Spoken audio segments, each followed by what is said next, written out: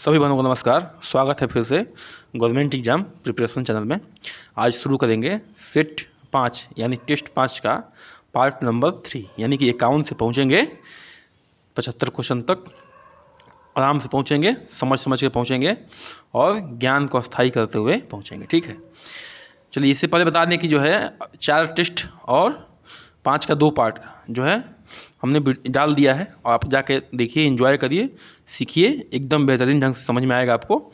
और आशा करते हैं कि हमारे साथ बने रहेंगे। चलिए शुरू करते हैं क्वेश्चन नंबर 51 का। ठीक है, शिशुओं की कृपया आयु कब से कब तक मानी जाती है? ठीक है, तो शिशुओं की कृपया आयु कब से कब तक मानी जाती है?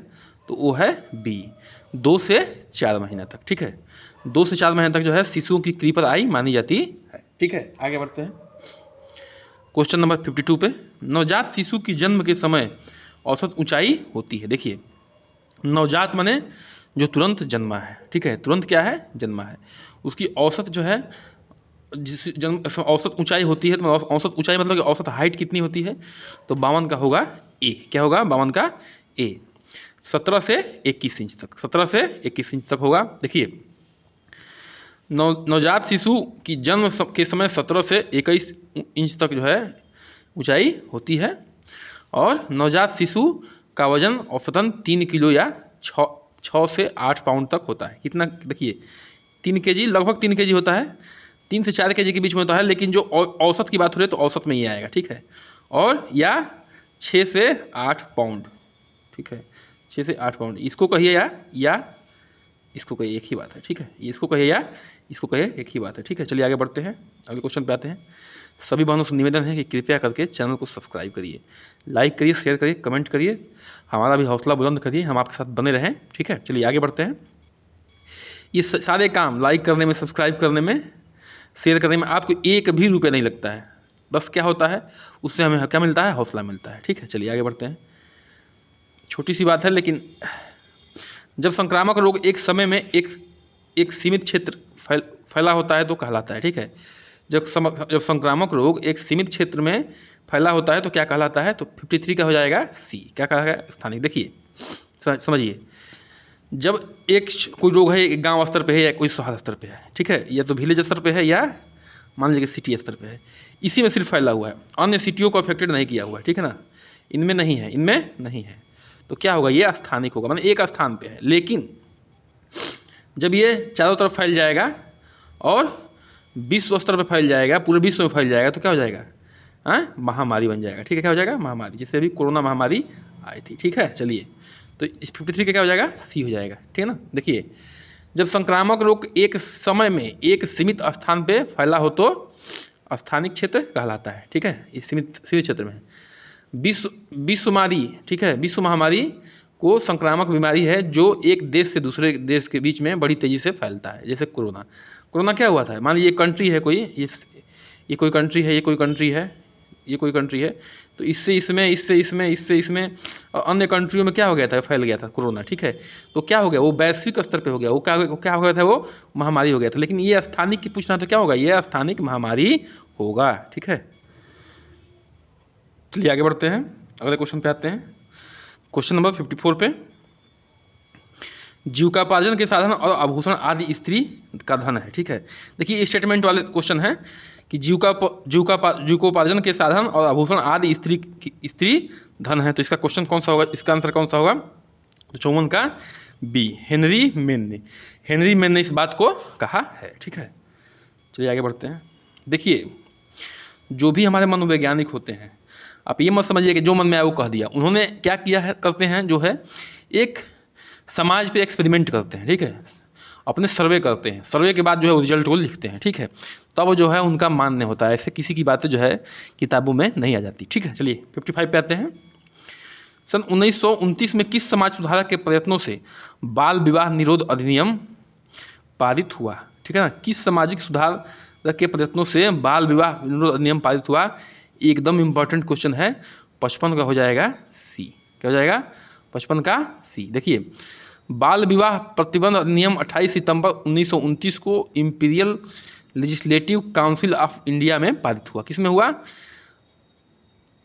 28 सितंबर 1929 को imperial legislative council of India में पारित हुआ। लड़कियों की विवाह की आयु 14 वर्ष और लड़कियों की विवाह की आयु जो है 18 वर्ष की गई, ठीक है ना। लड़कियों की उस समय 1929 की बात हो रही है, 14 वर्ष और लड़कों की कितने वर्ष की गई थी, 18 वर्ष। ये लड़कियों की है, ये गर्ल्स की है, ये बॉयज़ की है, ठीक है। अच्छा, 18 वर्ष की गई। इसके प्रयोजक हरविलास शारदा थे। कौन थे? हरविलास शारदा। ध्यान रखिएगा, ये भी क्वेश्चन आता है कि हरविलास शारदा जो शारदा आया था, शारदा अधिनियम, वो कब आया था? तो डायरेक्ट आता है कि 1929 में आया था, ठीक है। डायरेक्ट क्वेश्चन आता है कि शारदा अधिनियम कब आया था, तो वो है 1929 में आया था, ठीक है। चलिए आगे। अच्छा, ये भी क्वेश्चन आता है कि शारदा अधिनियम के अनुसार जो है लड़कियों की उम्र कितनी थी, तो 14 वर्ष, लड़कों की उम्र कितनी थी, 18 वर्ष। ये भी क्वेश्चन आता है, ठीक है। एक ही से देखिए 4-5 क्वेश्चन निकल गए। ऐसे जो है तैयारी होती है, एक क्वेश्चन से 4-5 क्वेश्चन निकालिए, ठीक है ना। चलिए 56 का आंसर क्या है? भारत में दहेज विरोध कानून कब लागू हुआ? देखिए वेरी वेरी इंपॉर्टेंट क्वेश्चन, ठीक है। तो ये कब हुआ? बी में। भारत में दहेज निरोध कानून जो है 1961 में भारत सरकार द्वारा लागू किया गया, ठीक है। चलिए आगे बढ़ते हैं। मृत प्रसव पद का इस्तेमाल गर्भावस्था के सप्ताह के बाद किया जाता है, ठीक है। देखिए 57 का आंसर हो जाएगा ए, ठीक है ना। 57 का हो जाएगा ए। देखिए, गर्भपात परिपक्वता की अवधि के पश्चात अथवा प्रसव के दौरान जब भ्रूण की मृत्यु हो जाती है तो उसे सामान्यतः मृत प्रसव या मृत शिशु का प्रसव कहा जाता है, ठीक है। जब बच्चा मर जाता है प्रसव के दौरान, ठीक है, तो क्या कहा जाता है? मृत शिशु या मृत प्रसव कहा जाता है, ठीक है। मृत प्रसव में भ्रूण गर्भावस्था के 20 सप्ताह के बाद मृत हो जाता है, ठीक है। क्या होता है? मृत प्रसव में भ्रूण जो है गर्भावस्था के 20 सप्ताह के बाद जो है मृत हो जाता है। सामान्यतः इसकी अवधि कितनी होती है?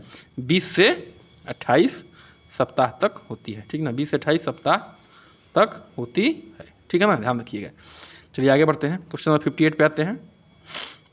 क्वेश्चन नंबर 58 पे, प्रसव का कौन सा चरण गर्भाशय ग्रीवा के पूर्ण फैलाव से शुरू होता है तथा बर्थ कैनाल से भ्रूण निष्कासन के साथ समाप्त होता है, ठीक है। ध्यान से पढ़िएगा, आप कई बार पढ़ सकते हैं, मैं बार बार कहता हूँ मैं ऑप्शन नहीं पढ़ूंगा, क्योंकि ऑप्शन पढ़ूंगा मेरा जो है मेरे पास वीडियो बहुत लंबी हो जाती है, ठीक है। आप धीरे धीरे देख के पढ़ सकते हैं, दोबारा सुन सकती हैं, आपके पास बहुत समय है। सी क्या होगा? सी दूसरा चरण में क्या होता है? दूसरा चरण में, ठीक है ना। दूसरा चरण में क्या होता है बताइए? लेबर का दूसरा चरण तब शुरू होता है जब गर्भाशय ग्रीवा पूरी तरह खुली होती है। गर्भाशय ग्रीवा पूरी तरह खुली होती है और शिशु के जन्म के साथ समाप्त होती है। गर्भाशय में संकुचन के द्वारा बच्चे को बर्थ कैनाल के द्वारा नीचे धकेलते हैं, जिससे बच्चे का जन्म होता है, ठीक है। गर्भाशय से क्या होता है? संकुचन के दौरान बच्चे को बर्थ कैनाल से नीचे की ओर धकेलता है। मम्मी माता क्या करती है? कहते हैं ना प्रेशर रिलीज करो, प्रेशर रिलीज करो, मतलब क्या करो? प्रेशर अप्लाई करो, तो क्या होगा? बच्चा नीचे की तरफ आता है, ठीक है। किस पे आते हैं? 59 पे आते हैं। क्वेश्चन नंबर 59 पे आते हैं। चलिए, मनुष्य के शारीरिक आयामों को मापने के लिए काम में आने वाली तकनीकी है, ठीक है। मनुष्य को के शारीरिक आयामों के मापने के लिए काम में आने वाली तकनीक कौन सी है? तो 59 का क्या हो जाएगा? ए, एंथ्रोपोमीटर, ठीक है, एंथ्रोपोमीटरी कहते हैं, ठीक है। देखिए, मनुष्य के शारीरिक आयामों के मापने के लिए काम में आने वाला तकनीक जो है एंथ्रोपोमीटरी या मानवमितीय है, ठीक है ना। मनुष्य के शारीरिक आयामों को मापने के लिए काम में वाली तकनीक क्या है? एंथ्रोपोमीटरी है। ठीक है, आगे बढ़ते हैं। क्वेश्चन नंबर 60 पे आते हैं। मेयोनेज में पारसी कारक का प्रयोग होता है, ठीक है। मेयोनेज में पारसी कारक का प्रयोग क्या होता है? 60 का हो जाएगा डी, लेसिथिन का, ठीक है, लेसिथिन। देखिए, मेयोनेज में लेसिथिन पारसीकरण का प्रयोग होता है। लेसिथिन अंडे की जर्दी और पौधे का एवं पशु कोशिका में पाया जाने वाला वसा के चयापचय के लिए जरूरी एक पीला फास्फोलिपिड कमजोर रूप से एक पारसी कारक के रूप में प्रयोग किया जाता है, ठीक है। चलिए, ये इमल्सन होता है, इमल्सन मतलब होता है तेल युक्त, ठीक है ना। चलिए आगे बढ़ते हैं। वह तरल जिसके घोल में पदार्थ होता है किस रूप में जाना जाता है, ठीक है। वह तरल जिसके घोल में पदार्थ होता है किस रूप में जाना जाता है, ठीक है। तो है 61 का ए, 61 का ए। वह तरल जिसके घोल में पदार्थ होता है किस रूप में जाना जाता है, तो क्या कहता है, विलेय के नाम से जाना जाता है। देखिए ये है मान लीजिए पानी, क्या है, पानी, और ये है मान लीजिए चीनी, तो ये क्या होगा, ये विलेय हो जाएगा, ये क्या हो जाएगा, विलायक हो जाएगा, ठीक है ना। जो घुलता है विलायक होता है, जो अपने आप में घोलता है वो क्या होता है, विलेय होता है, ठीक है, इस चीज़ को ध्यान रखिएगा। तो वही कहा कि तरल पदार्थ जो जिसके घोल में पदार्थ होता है इसको क्या किस रूप में जाना जाता है, तो उसको जानते हैं विलेय के रूप से, ठीक है। आगे बढ़ते हैं। दालों में प्रोटीन की मात्रा होती है, दाल हम लोग खाते हैं ना, अरहर की दाल, चने की दाल, ये सब दाल खाते हैं, तो दालों में जो है पूछ रहे हैं कि प्रोटीन की मात्रा कितनी होती है, तो वो होती है बी, 62 का बी, 20 से 25%। दालों में 20 से 25% तक प्रोटीन उपस्थित रहता है, ठीक है। भारत में मुख्यतः मूंग, मसूर, उड़द, चना, लोबिया, अरहर, मोठ आदि दालों का उपयोग किया जाता है। दालें प्रोटीन प्राप्ति के लिए उत्तम स्रोत हैं। अनाजों की अपेक्षा दालों में अधिक लाइसिन या थ्रियोनिन पाए जाते हैं, ठीक है। प्रोटीन क्या क्या करता है, हमारे शरीर को, हमारे शरीर के मसल्स को क्या करता है, मजबूत करता है, ठीक है ना, उसको बॉडी बिल्डिंग में भी काम आता है। देखिए जो भारतीय जो इंडियन सब कॉन्टिनेंट है, इंडियन सब कॉन्टिनेंट मतलब जो इंडियन महाद्वीप है, ठीक है, उसमें क्या है, हमारे खाने में जो है प्रोटीन की मात्रा बहुत कम है। क्यों? क्योंकि गरीबी बहुत ज़्यादा है, ये बात सच है, ठीक है, इसमें बुरा मानने वाली बात नहीं है। हम और आप युवा ही इसको सुधार सकते हैं, ठीक है। आगे बढ़ते हैं। रसाकर्षण का सिद्धांत संरक्षित करने के लिए उपयुक्त किया जाता है, ठीक है। रसाकर्षण का सिद्धांत संरक्षित करने के लिए उपयुक्त किया जाता है, तो है 63 का डी। जैम में, जेली में भी, अचार में भी, ठीक है। देखिए जैम, जेली, अचार फलों के रस या उसमें पाए जाने वाले पेक्टिन आदि पदार्थों की सहायता से बनाए जाते हैं। इन्हें परीक्षित रखने के लिए रसाकर्षण के सिद्धांत का प्रयोग किया जाता है। किसका रसाकर्षण का सिद्धांत का प्रयोग किसके लिए किया जाता है? इनको संरक्षित रखने के लिए, इनकी बचाव करने के लिए, ठीक है, बात समझ रहे हैं। इसके अंतर्गत इन पदार्थों को सुखाना, स्प्रे ड्राइंग, फ्रीज ड्राइंग, प्रशीतन, निर्वात, पैकेजिंग, डिब्बाबंदी, नमक मिलाना, धुआं देना आदि का सम्मिलित किया था। देखिए रसाकर्षण में बहुत सारे काम हैं, एक मत काम समझिए, बहुत सारे काम हैं। बहुत सारे काम का मतलब क्या है, देखिए उसमें क्या क्या है अभी बताए हैं कि क्या क्या, बताइए। उसमें जो है सुखाना है, पहले उसको सुखाएंगे, फिर स्प्रे ड्राइंग करेंगे, फ्रीज ड्राइंग मतलब जो है ठंडे में सुखाएंगे, प्रशीतन करेंगे, निर्वात पैकेजिंग मतलब कि जो है हवा नहीं रहेगा उसमें पैकेजिंग के दौरान, डिब्बाबंदी करेंगे, नमक भी मिलाएंगे, धुआं देंगे उसको, ठीक है। इतने सारे काम करेंगे तब जाके रसाकर्षण होगा। रसाकर्षण से क्या होता है, जेम, जेली, अचार जल्दी खराब नहीं होते हैं। चौथा नंबर पे आते हैं। तीव्र वृद्धि दर मांसपेशियों पर नियंत्रण विशेषता है, ठीक है। तीव्र वृद्धि दर मांसपेशियों पर नियंत्रण विशेषता क्या है, किसका है? 64 का बी, शैशवा अवस्था की व्यवस्था, ये है नियंत्रण, मतलब कि ये विशेषता है, ठीक ना। तीव्र वृद्धि दर तथा मांसपेशियों का पर नियंत्रण शैशवा अवस्था की विशेषता है। इस अवस्था में शिशु बहुत तेजी से वृद्धि करता है। क्या करता है? बहुत तेजी से वृद्धि करता है। शैशवा अवस्था जीवन की सबसे महत्वपूर्ण अवस्था है। शिशु के शारीरिक विकास जन्म के पूर्व गर्भावस्था से ही प्रारंभ हो जाता है, ठीक है। जन्म के समय और पूरी शैशवावस्था में बालक का भार बालिका से अधिक होता है। जन्म के समय बालक का भार 1.5 पाउंड और बालिका का भार जो है 7.13 पाउंड, नहीं सॉरी, बालक का भार कितना होता है? 15 पाउंड, बालिका का भार कितना होता है? 7.13 पाउंड होता है। शिशु की मांसपेशियों का भार उसके शरीर का कुल भाग का 23% होता है, ठीक है ना। मांसपेशियों का भार कितना होगा? उसके भार का 23% भार होता है, ठीक है। अब देखिए यह भार धीरे धीरे बढ़ता चला जाता है। उसकी भुजाओं का विकास तीव्र गति से होता है। 6 वर्ष की आयु तक मांसपेशियों में लचीलापन होता है। 6 वर्ष तो क्या होता है? 6 वर्ष की आयु तक मांसपेशियों में क्या होता है? लचीलापन होता है। मतलब कहने का मतलब एक क्वेश्चन का आंसर जो हो गया कि तीव्र वृद्धि दर मांसपेशियों पर नियंत्रण विशेषता किसकी है? शैशवावस्था की विशेषता है। चलिए आगे बढ़ते हैं।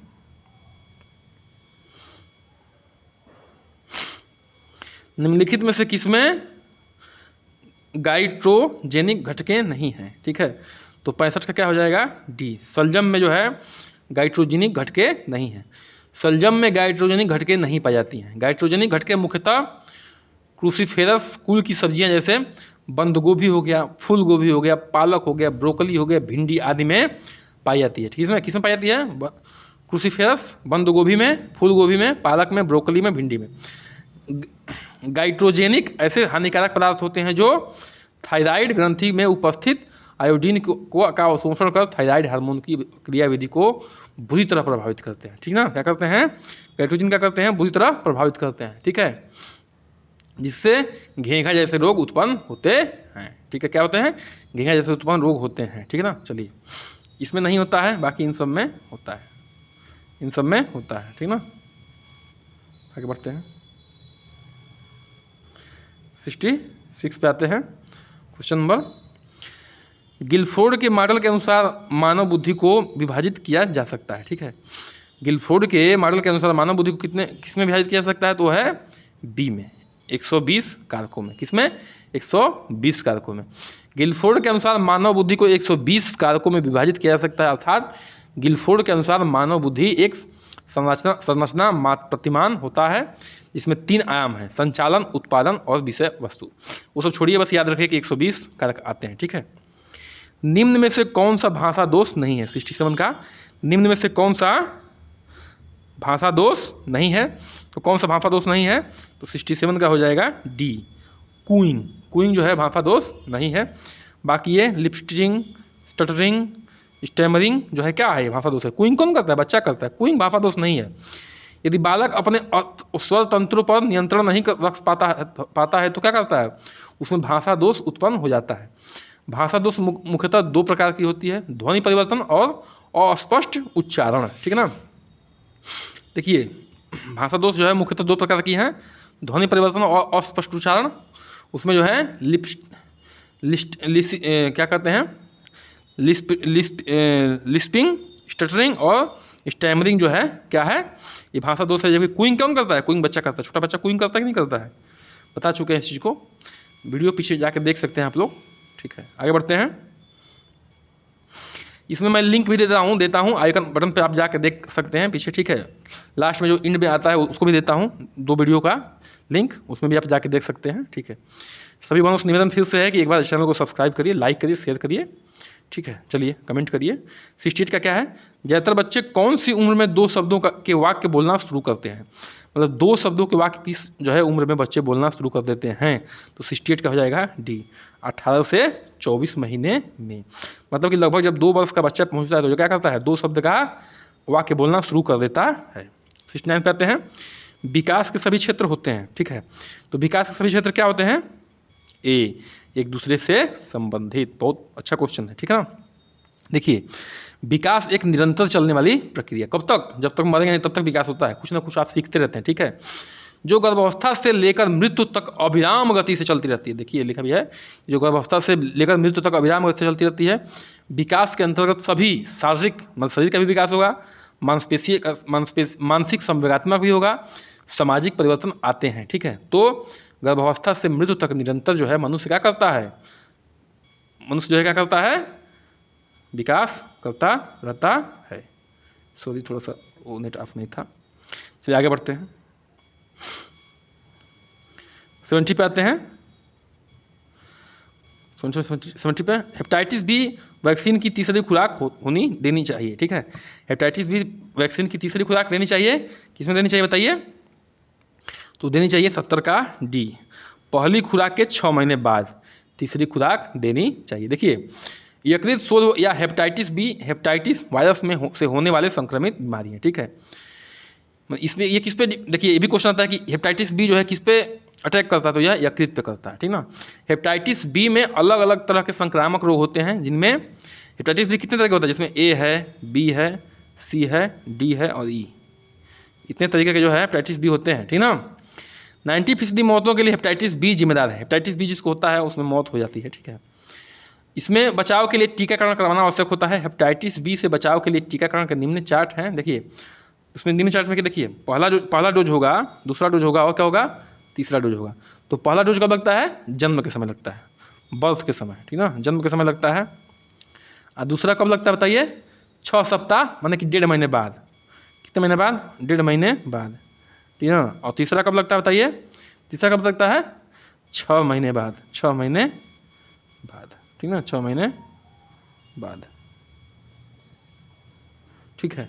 पहला जन्म के समय, दूसरा जो है 1.5 महीने बाद, तीसरा 6 महीने बाद। ये सब खुराक है, ये खुराक है, ठीक ना, ये सब खुराक है, ये खुराक है। चलो ठीक है, आगे बढ़ते हैं।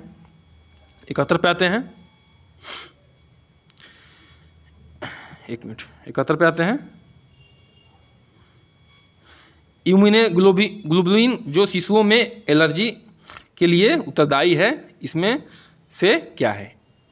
इम्यूनोग्लोबुलिन जो शिशुओं में एलर्जी के लिए उत्तरदायी है, इनमें से क्या है? तो वो क्या है? 71 का बी, IgE। क्या है? IgE। चलिए 72 नंबर पे आते हैं।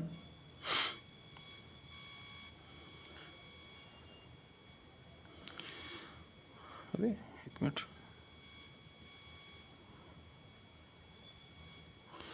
5 वर्ष के बालक कागज को कैंची से एक सीधा रेखा में काटने योग्य होता है, यह कौशल है।